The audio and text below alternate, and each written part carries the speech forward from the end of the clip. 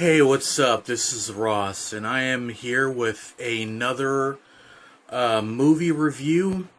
And I just saw it yesterday, X-Men: Days of Futures Past. And all right, well, let us try to sum this movie up it's a very small review, and only in 10-minute review, but I will try my best. Okay. As far as how I rank this film, I think it is probably the second best X-Men movie out there. I think it's better than the rest of them, but not as good as X-Men 2, X-Men United. I think that was the best movie overall out of the whole entire X-Men series. And I think that it did not top that film for me. So that's what I think on the terms of ranking the film and how it should rank in the whole entire X-Men universe. Now, all right, what we have here is a movie in the X-Men universe that has every single X-Men that has been shown in the X-Men cinematic universe. And when I say every single X-Men that they've shown, I mean every single X-Men that they have shown in any of the movies, minus Nightcrawler from X-Men 2. That's it. Other than that, they have all of the X-Men in there. Okay. Now, I'm going to do an attempt to do a very short description of what the movie is about. Okay.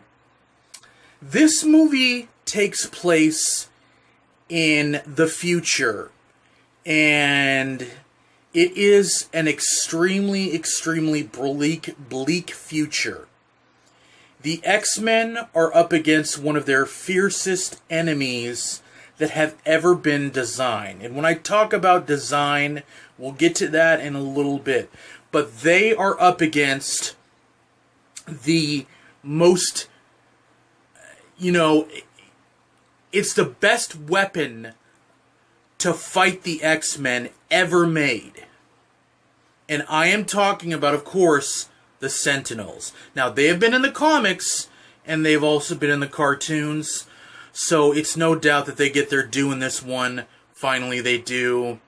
They don't look anything like what they look like in the comics and what they look like in the cartoons. They changed them up a bit, and I actually think that they did a good job. I actually think they look a little bit cooler in this movie than the comics and the cartoon itself. Okay, now the X-Men are fighting a war against these Sentinels.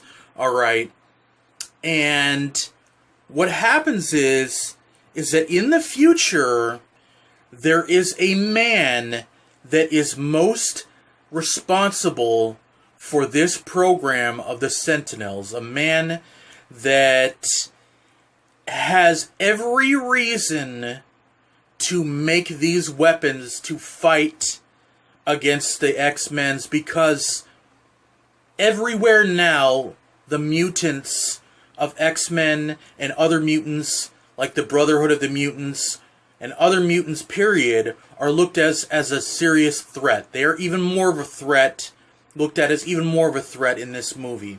Okay, now we get to the plot itself. Alright. In the future, Storm and her recruits and Wolverine and Iceman, Magneto, and Xavier, who has come back in this one, is fighting against these Sentinels, okay? They're fighting a terrible losing battle because the Sentinels are adapted specifically to destroy and kill all mutant threats.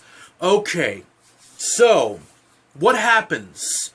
They cannot fight this war in the future, but they can find that they can fight it in the past, which is in the 1970s, the late 1970s.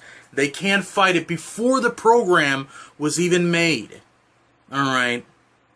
So what they do is Xavier is too weak to go into the past, because if he does, then he'll get killed. But, of course, Wolverine can, because the power of this time meld, it is a meld, it's a mind, kind of a mind matter meld, will not hurt Wolverine as much because he can heal. Alright. What happens is that in the future, in the past, they have to go after, they have to find the younger versions of Magneto, which is, and Xavier, who is inside the old school. Xavier's a bit run down. He's seen a few many days. He's kind of on on a depression streak in the movie and stuff. But, now here's the kicker, alright? All of this started with the mutant that's called Angel, aka Mystique. Now, Mystique is the key to this whole entire Sentinel thing. Without her DNA, the Sentinels cannot be made. So what happens is that they go to the past. Wolverine goes to the past, recruits Magneto and Eric and Xavier. Okay, and what happens is that they try to go after. To find Mystique. All right, because she, like I said, she is the key to this whole entire thing. All right.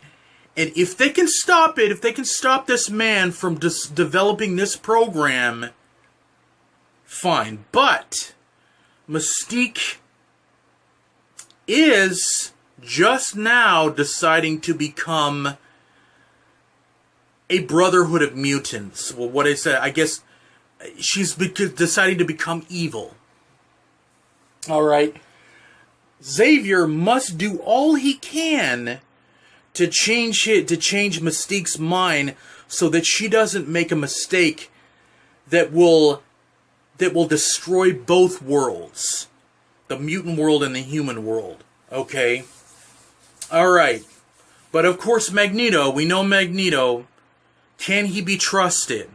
Now, I've said enough spoilers. I'm not going to say any more about Magneto or anything like that. I've said enough spoilers, so can he be trusted is a question that Xavier is asking. And we do find out in the movie. And so that is a description of the movie, okay? Now, the acting, 8. 8 on a scale of 10. The acting was absolutely superb. Everybody had their own parts. The special effects were absolutely tremendous. The action scenes, they were okay. I didn't really see X-Men really having a lot of action scenes in it. It was more of a thinking man's superhero movie. Which is what these new X-Men are now, is that they're kind of like the thinking man superhero movie. Alright. So, I am done with this review. I would love for you to subscribe to my channel. I would love to hear from any type of comments from you, whether they be negative or not. And I give this movie about a 8 out of 10. So, thank you very much for watching, and you have a good day.